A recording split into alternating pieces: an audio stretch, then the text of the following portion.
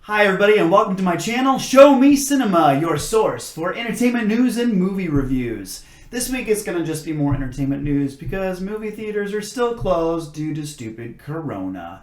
That said, next week I might be doing a movie review of an older film, so I'll talk more about that at the end of this video, but for now, let's get to the news. A Labyrinth sequel is happening. If you were born in the 80s like me, you probably grew up watching Jim Henson's 1986 masterpiece Labyrinth, starring David Bowie. The film had some incredible puppetry work, crazy musical numbers, and of course the iconic performances from David Bowie and Jennifer Connelly. Now, Scott Derrickson, who was the director for Doctor Strange, is going to be directing a Labyrinth sequel. Brian Henson and Lisa Henson will be producing.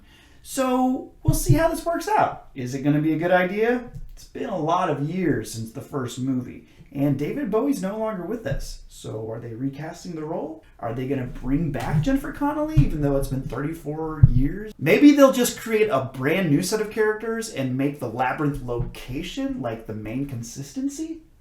The weird thing though is that there's been a lot of these 80 reboot comebacks that haven't gone over very well. Ghostbusters, Terminator, even Die Hard to a certain extent. I mean, I guess it did pretty well, like the 2017 version that came out, but then the sequel that came out afterwards wasn't really well received. Really, the only one that has been universally accepted would be the Creed movies and the Rocky franchise. So maybe Labyrinth will continue to follow suit and be well liked. Speaking of 80s movies that didn't reboot successfully, Indiana Jones 5! Yeah, just when you thought you've had enough of our favorite archaeologist, he's coming back for a fifth movie. Of course, this is still like 2 years away from being released, but I wanted to talk about it because the director recently made some interesting comments about it. Now, Steven Spielberg is not coming back to direct Indiana Jones 5. It's actually going to be James Mangold, the director for Logan and Ford vs. Ferrari. That's the one. So he was doing a watch-along party of the movie Logan, and he couldn't really talk in a lot of detail about the Indiana Jones franchise, but he did talk in vague terms, basically saying that he tries to find an emotional center to operate from. He also talked about offering something new with the character in addition to remembering certain core elements that make him lovable. So I was happy to hear that because that's a big part of working within franchise films. You got to find that perfect balance, right, between the old and the new. If it's too much like the old, then people will label it as a copycat. If it's too different and new, then we have another Last Jedi situation on our hands. It's a really fine line, and I hope that James Mangold can certainly find it. It is a little weird to me, though, that Harrison Ford is 77 years old now, and he's still playing this action superstar.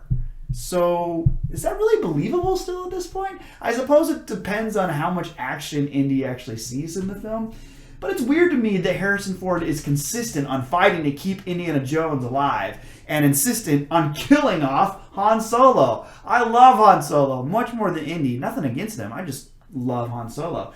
I mean, Harrison loves this character so much that when those rumors were circulating that Chris Pratt was actually going to play the role, he went on NBC Today and said, quote, "Nobody is going to be Indiana Jones. Don't you get it? I'm Indiana Jones. When I'm gone, he's gone. It's easy."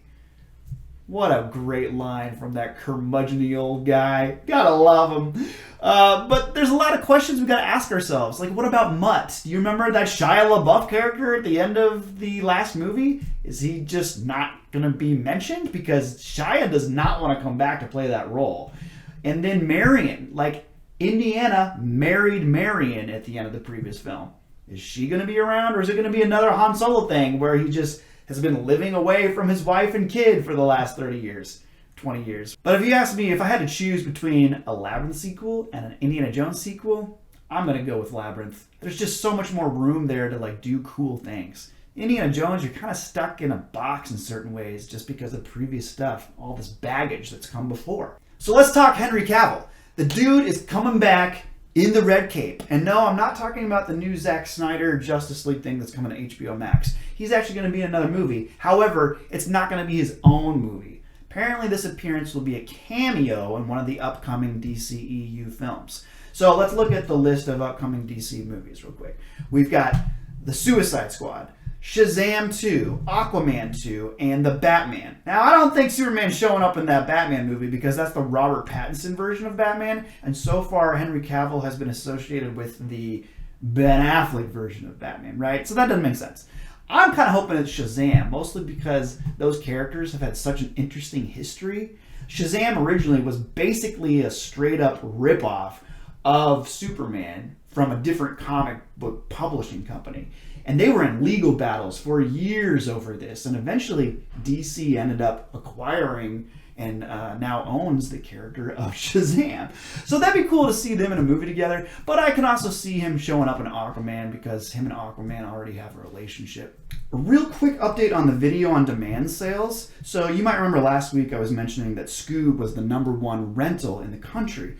Well, 1 week later, we still don't have any information from Warner Brothers about their actual dollars and cents. Very mysterious. It's funny because last April, when Trolls World Tour came out for Universal, they were like bragging about all this money that they were making. And some people thought, well, maybe this is the future of movie going. Maybe people won't go to the theaters and they'll just sit on their couch and rent it from home. Doesn't seem to be the way this is going. I mean, if Warner Brothers was having a lot of success with it, they would certainly be publishing some of their figures. But they're not. So I'm thinking that this premium video on demand thing isn't going to be the lasting phenomenon that some of us thought it could be. At the end of the day, people want to go to the movies. I still believe that. I think in a month and a half when these theaters do start opening up, we're going to see that return. It's an event. It's an experience. And people like to go to theaters together and enjoy that experience together.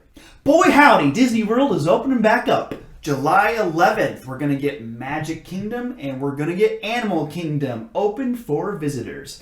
They'll be requiring all guests to wear a mask, temperatures will be taken at the gate, and all meet and greets will be canceled. So that also includes anything that's going to bring a crowd together. So parades canceled, any live events canceled. They're definitely using caution as they move forward. That's happening again on the 11th of July, and then on the 15th of July, the other two parks are opening. Also, Disney could be saving the NBA season, y'all. Yeah, right now there's negotiations to literally take the entire league and transplant them to Orlando to finish playing out the basketball season. So all of the players and their families would be housed in Orlando, and they could, in theory, play 13 games simultaneously at the Orlando facility there. I believe it's called the ESPN Wide World of Sports Complex. Couldn't come up with a shorter name, guys? Come on, Disney, you're better than that. This is kind of a cool, exciting time for sports fans. I mean, unprecedented is the only word I can think of. Never have they ever had an entire league like this in one location, playing weeks and months of basketball. That about wraps it up for this week's movie news. You know, all this talk about Indiana Jones, it's making me brave, y'all. I think I'm going to rewatch The Kingdom of the Crystal Skull and give you a review on it. Is it really as bad as the reputation that it has? We'll see. So please leave a comment. Would you rather see a Labyrinth sequel or an Indiana Jones sequel? I'd like to know. Also, smash that thumbs up button and subscribe if you haven't already. Because I love you, so what am I so afraid of?